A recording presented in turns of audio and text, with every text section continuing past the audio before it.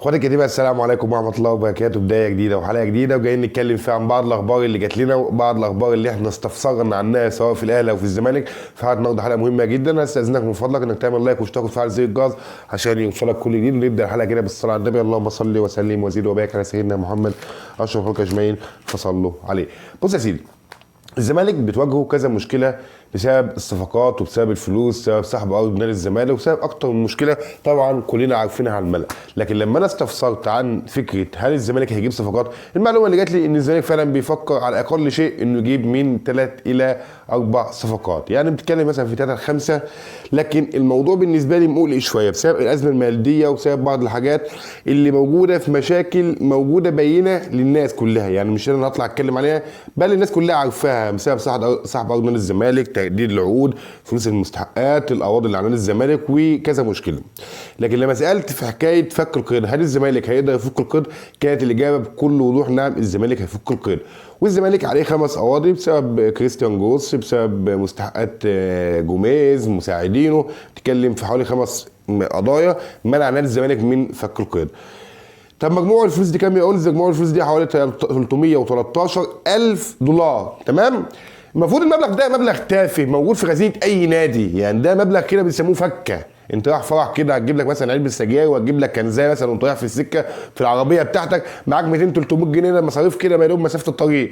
في اي نادي في الدنيا المفروض مبلغ زي ده تافه موجود في خزينه اي نادي، لكن في الزمالك بسبب الازمه الطاحنه اللي مجلس اداره نادي الزمالك لحد النهارده ما لقاش مخرج لحته زي ديت، المفروض يكون موجود. لكن الكلام اللي جالي ان الزمالك مجهز فلوس ايقاف القيد اللي هم 313 الف دولار. فقال يا انس بالنسبه لموضوع ايقاف القيد الموضوع هينشال. طب يا عم الحاج، عندنا ايقاف قيد بسبب فرجاني الاساسي وبسبب وضع هتيجي بسبب فرجاني وكولواد مشيلاك، حتى صلاح الدين مصدق اللي انا هكمل لك فيه قدام هيجي لك برضه مشكله بسبب عمر فاضل برضه عامل قضيه فسخ عقده من طرف واحد والكلام ده كله. قال لك خلينا ناخدها واحده واحده.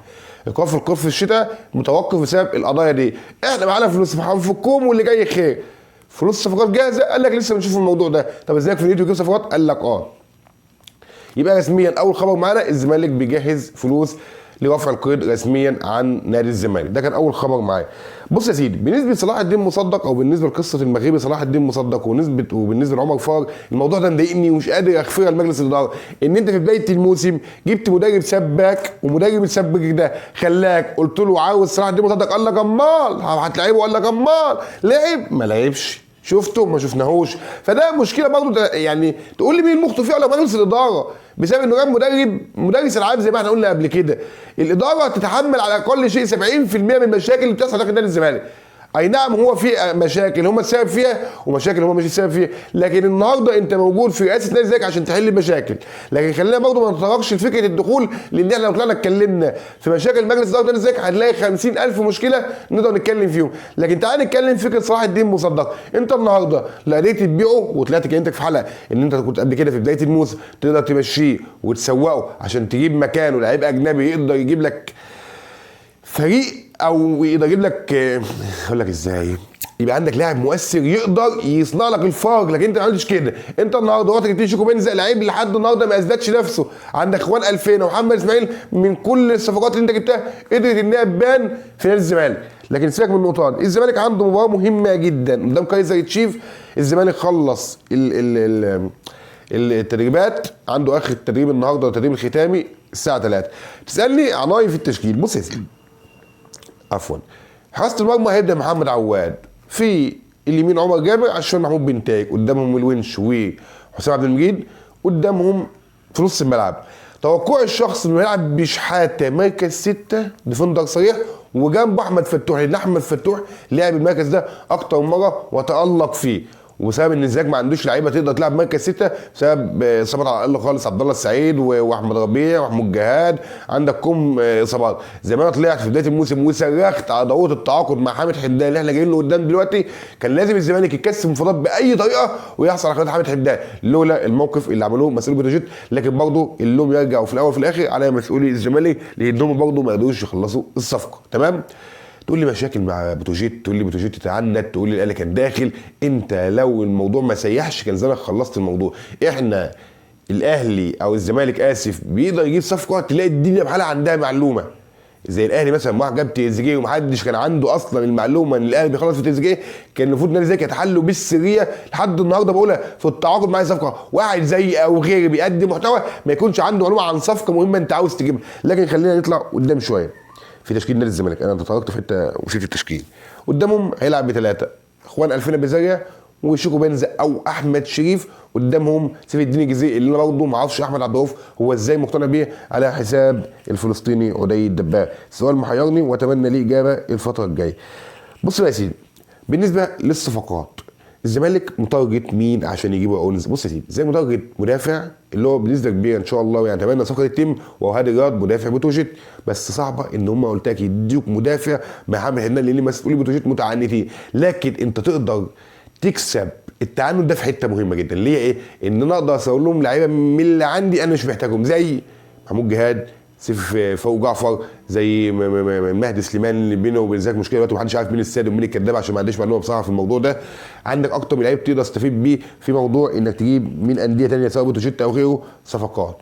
طب مين تاني؟ انا بقول لك ان الزمالك لو فك القيد على اقل شيء حامد حمدان باذن المولى هيكون موجود في صفوف نادي الزمالك، لان زي ما قلت لك الزمالك واخد وعود بانهاء الصفقه من بتروجيت. المشكله ماديات دي هيحلها نادي الزمالك، دي هيحلها نادي الزمالك. لكن زي ما قلت لك ان شاء الله يكون حامد حمدان لاعب في نادي الزمالك.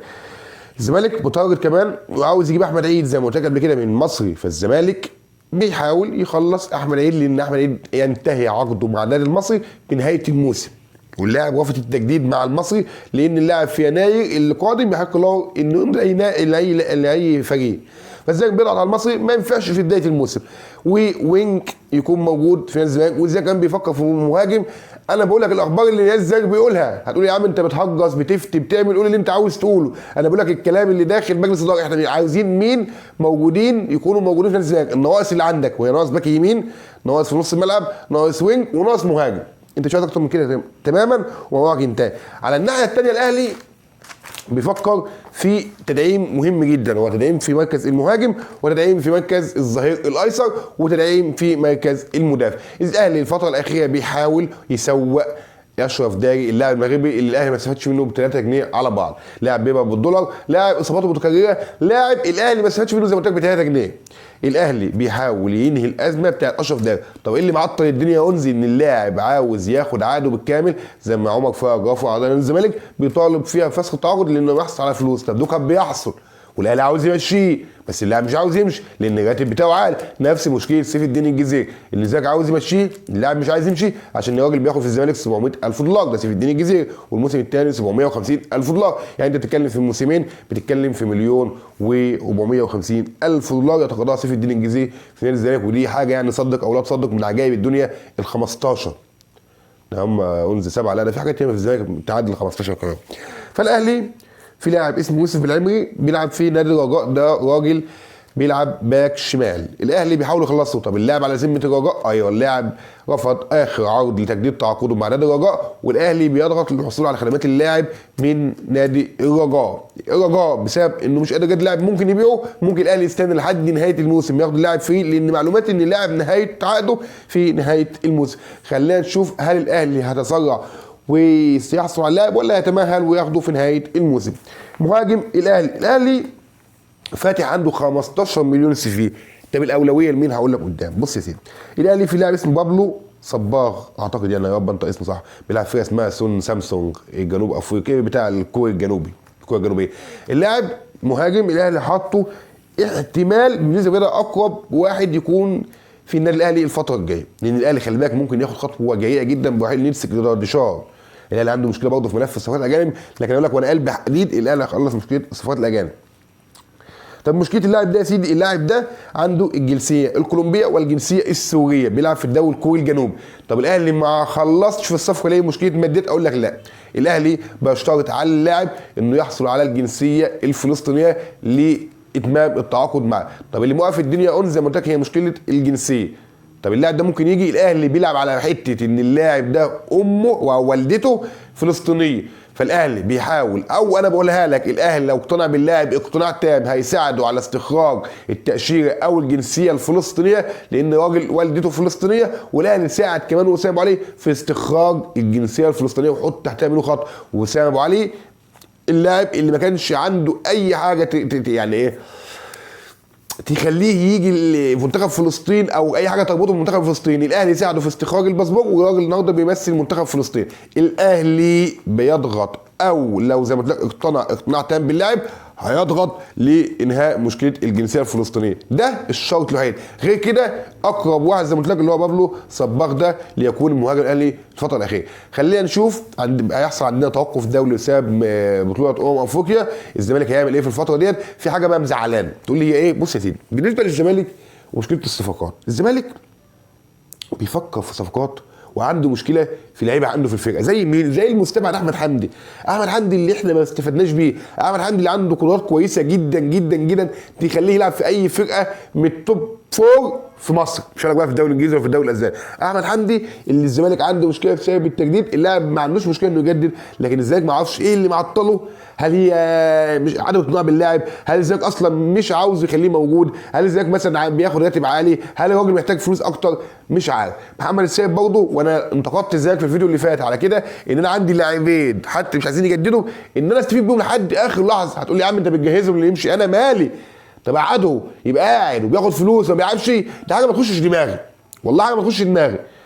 في النهايه عاوزك تقول رايك في موضوع تجديد الصفقات او الصفقات اللي محتاج نادي الزمالك الفتره الاخيره او الفتره اللي جايه.